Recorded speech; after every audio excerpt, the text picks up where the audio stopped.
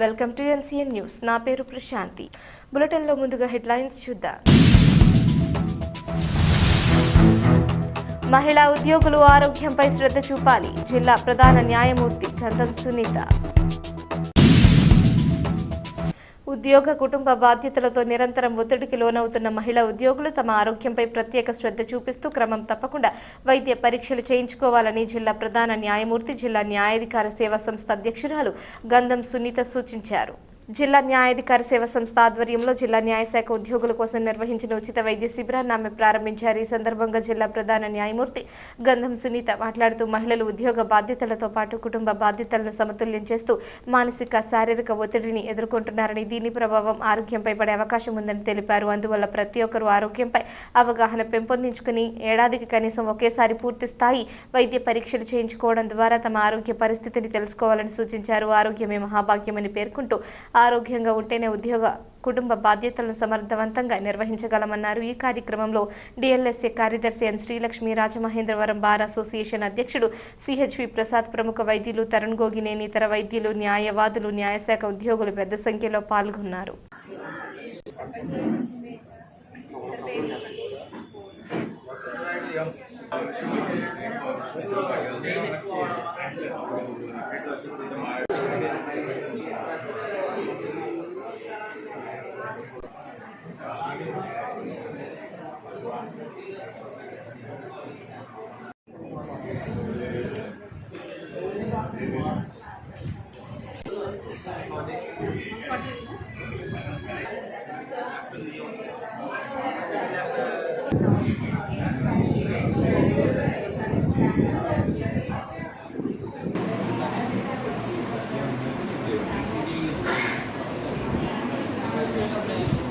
World, a very happy and world this type of medical camp with the assistance of the same ESN Medical College and Government Hospital with the team of one of the female employee also detected with some severe disease.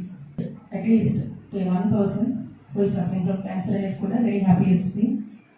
Mana Vaidyo Narayana Hari Arogyame Mahabhagyam. Prevention is better. అలాంటి పరిస్థితుల్లో ఉన్నా, ఏ పొజిషన్లో ఉన్నా, ఆరోగ్యం అనేది కానీ health conscious కానీ లేకపోతే ఎంత పెద్ద జాబ్లో ఉండి ఎంత పెద్ద పోస్ట్ హోల్డ్ చేస్తున్నప్పుడు కూడా మనం దాన్ని ఎంజాయ్ చేయలేము.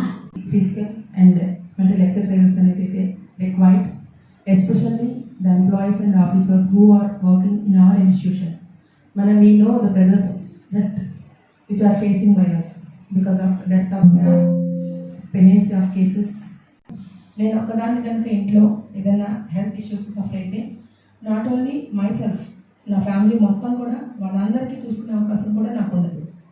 Being a lady, we can take care of all family members. Being a male పర్సన్కి అలాంటి అవకాశం రాకపోవచ్చు, ఎందుకంటే ఫ్యామిలీకి అటాచ్మెంట్ అనేది ఫీమేల్కి ఉన్నంత అటాచ్మెంట్ మేల్ పర్సన్కి ఉండదు. It is admitted fact.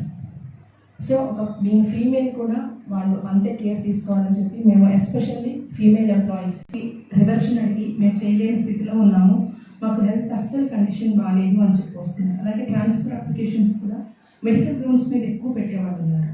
So అది జెనెటికల్గా కావచ్చు, లేదా వంశపారంపర్యంగా ఇంకే రీజన్స్తో అయినా మనకు ఖచ్చితంగా కొన్ని ఈ డిసీజెస్ అయితే వచ్చే అవకాశం ఉంది. షుగర్ కానివ్వండి, బీపీ కానివ్వండి, క్యాన్సర్ లాంటివి ఇలాంటివన్నీ కూడా జెనెటికల్గా వచ్చే అవకాశం ఉంది. అది మీ మదర్ కావచ్చు, ఫాదర్ కావచ్చు, లేదా ఎవరికైనా అవ్వచ్చు, మీ మేనత్త వాళ్ళు అవ్వచ్చు, మీ అమ్మమ్మ వాళ్ళు అవ్వచ్చు, ఎవరికైనా అవ్వచ్చు. మీ ఫ్యామిలీ హిస్టరీ అనేది you please better know the family history first చూసుకుని 40 years అబవ్ ఉన్న వాళ్ళు మాత్రం ఖచ్చితంగా ఎవరి ఇయర్ కాకపోయినా మనకి ఏదైనా ఎక్స్రేస్ అవి ఉంటాయి, మనకి హెల్త్ అప్సెట్ అవుతుంది అనుకునే అపోహ ఉంటే అట్లీస్ట్ ఇయర్లీ కాకపోయినా 3 yearsకి ఒకసారి అయినా కానీ 2 yearsకి ఒకసారి అయినా మినిమంగా టెస్టులు చేయించుకుంటే మనకి ఏంటంటే so that we can work better.